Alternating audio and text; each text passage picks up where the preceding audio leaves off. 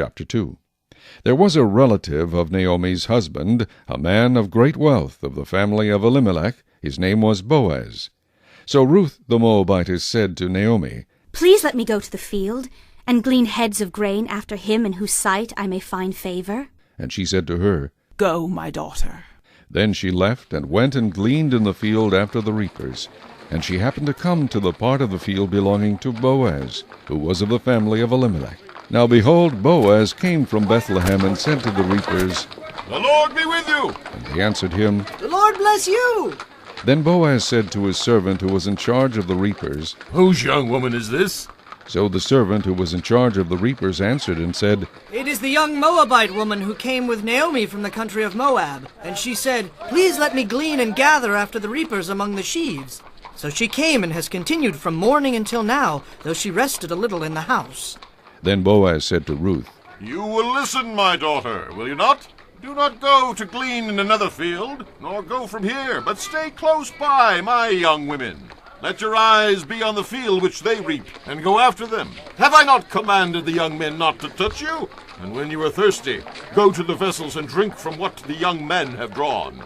So she fell on her face, bowed down to the ground, and said to him, "Why have I found favor in your eyes, that you should take notice of me, since I am a foreigner?"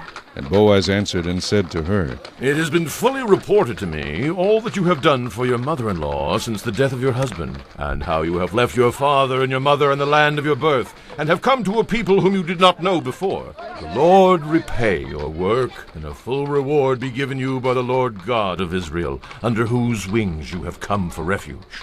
Then she said, "Let me find favor in your sight, my lord, for you have comforted me, and have spoken kindly to your maidservant, though I am not like one of your maidservants." Now Boaz said to her at mealtime, "Come here, and eat of the bread, and dip your piece of bread in the vinegar." So she sat beside the reapers, and he passed parched grain to her, and she ate and was satisfied, and kept some back. And when she rose up to glean, Boaz commanded his young men, saying, "Let her glean even among the sheaves, and do not reproach her. Also, let grain from the bundles fall purposely for her. Leave it that she may glean, and do not rebuke her." So she gleaned in the field until evening, and beat out what she had gleaned, and it was about an ephah of barley. Then she took it up and went into the city, and her mother-in-law saw what she had gleaned. So she brought out and gave to her what she had kept back after she had been satisfied. And her mother-in-law said to her, "Where have you gleaned today? And where did you work? Blessed be the one who took notice of you."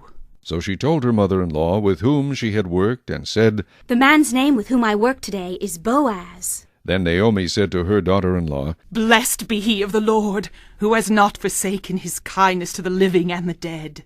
And Naomi said to her, "This man is a relation of ours, one of our close relatives." Ruth the Moabitess said, "He also said to me, 'You shall stay close by my young men, until they have finished all my harvest.'" And Naomi said to Ruth her daughter-in-law, "It is good, my daughter, that you go out with his young women, and that people do not meet you in any other field." So she stayed close by the young women of Boaz to glean until the end of barley harvest and wheat harvest, and she dwelt with her mother-in-law.